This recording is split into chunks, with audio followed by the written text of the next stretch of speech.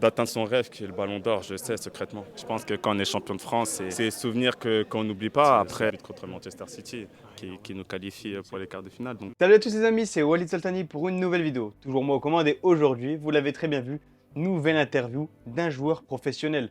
Voilà, il y a quelques semaines c'était Eric Bailly, après j'ai sorti la vidéo de la Gabelle Champions Cup et aujourd'hui, vidéo interview avec un nouveau joueur pro, Tiémoué Bakayoko. Les fins connaisseurs se rappellent de sa saison exceptionnelle avec Monaco en 2016-2017 avec l'épopée en Ligue des Champions et le sacre en championnat de France. Voilà, le joueur il est passé comme je l'ai pu le dire à Monaco, à Chelsea, à l'AC Milan et à Naples. Et aujourd'hui, il est actuellement sans club. Son contrat a été résilié à l'amiable avec Chelsea afin qu'il trouve une nouvelle porte de sortie, une relance dans sa carrière car il approche des 30 ans et il a toujours le niveau pour performer en Europe et on va voir dans quel club il ira à l'issue de ce mercato. Concernant l'interview, j'ai pu lui poser quelques questions, bien sûr comme Eric Bailly, du même style, histoire de ne pas trop l'embarrasser. Et il a été un peu plus bavard. On a parlé de Monaco, d'Mbappé, de ses joueurs préférés et plein d'autres questions. On se retrouve à la fin de la vidéo pour un petit débrief. Avec Tiémoué Bakayoko, aujourd'hui on sort d'un tournoi. Fatigué? Ouais, épuisé un peu. Ça fait longtemps que j'avais pas fait de foot à 5, donc c'est une bonne fatigue. C'est une bonne fatigue, c'est une bonne cause, donc ça me fait plaisir de me dépenser un peu. Ça fait partie de ma préparation aussi, on arrive bientôt au moment de la reprise, donc ça fait du bien. Avec Chelsea, la reprise? Non, pas avec Chelsea. Là, je suis libéré de tous les contrats, que ce soit avec Milan, avec Chelsea, donc là, je suis libre et je suis en train de discuter avec mon entourage, avec certains clubs et on va voir la meilleure opportunité. Ton meilleur coéquipier? Mon meilleur coéquipier, c'était en jeune. En jeune? C'était pas forcément professionnel, mais allez, on va se baser sur professionnel. J'hésiterais entre deux.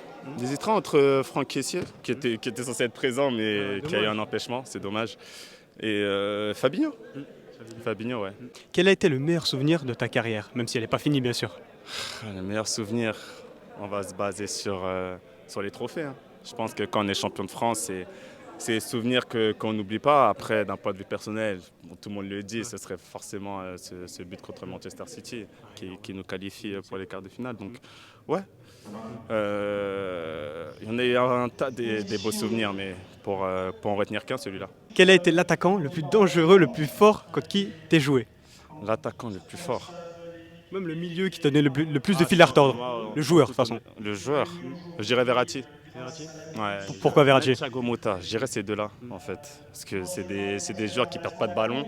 Et quand tu es milieu et que tu défends contre ceux-là, bah, tu passes ton temps à avoir un temps de retard, une seconde de retard. Le ballon il va un peu trop vite. Donc ouais, je dirais que c'est ces deux joueurs-là. Et enfin, ton joueur préféré depuis tout petit, même maintenant? Mon joueur préféré, bah, moi, c'est toujours été Ronaldinho. Ça a toujours été le joueur qui m'a fait rêver. Et Je l'ai vu dans les skills là. Hein. Ouais, on essaye un peu, mais on est loin. Mais ouais, ça a souvent été Ronaldinho. Ouais. Quel est ton joueur préféré actuellement, ta petite pépite du football mondial aujourd'hui? Bah, moi, je suis quelqu'un, je fonctionne en période. Il y a des périodes où ça va être d'autres joueurs. Là, actuellement, je trouve que par exemple, Gundogan, c'est ce qui se fait de mieux en ce moment, tu vois. Après, j'ai un petit crush pour Vinicius. J'aime beaucoup Vinicius. Bon, Kylian, bon, voilà. Mais t'as joué avec lui, de toute façon. On a tellement parlé de lui que j'ai envie de parler de Vinicius. Vinicius, ce qu'il fait, c'est fou, c'est incroyable. Et même en dehors du terrain, même ses prises de parole et tout ce qui va avec, c'est fort. Toi, tu as vu l'émergence de Kylian. Comment tu le trouves maintenant par rapport à Kylian que tu as vu en 2017? Beaucoup plus mature.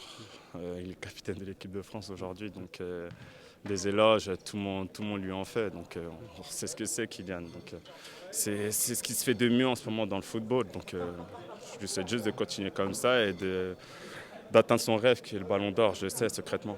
Voilà, c'est la fin de l'interview, j'espère qu'elle vous a plu. C'est un peu du même style que Eric Bailly. Un grand merci à Bakayoko pour avoir répondu à mes questions. Voilà, c'était très sympa de sa part. On lui souhaite bien sûr une bonne continuation en club. On espère qu'il va bien se relancer après ses multiples prêts en Italie et ce passage à Chelsea. En tout cas, j'espère que la vidéo vous a plu. Dites-moi dans les commentaires ce que vous avez pensé de l'interview, ce que vous pensez de Bakayoko. Et likez la vidéo les gars, likez la vidéo les gars, comme ça j'interviewe plus de joueurs, il y a plus de référencement dans la chaîne, il y a plus d'abonnés, plus de moyens, ce serait vraiment cool. En plus j'ai eu beaucoup de retours par rapport à l'interview de Bailly et aussi par rapport au tournoi et franchement c'est super cool. Merci à vous, commentez, partagez, likez, abonnez-vous, c'est très important, activez les notifications et on se dit à la prochaine pour de nouvelles vidéos. Ciao.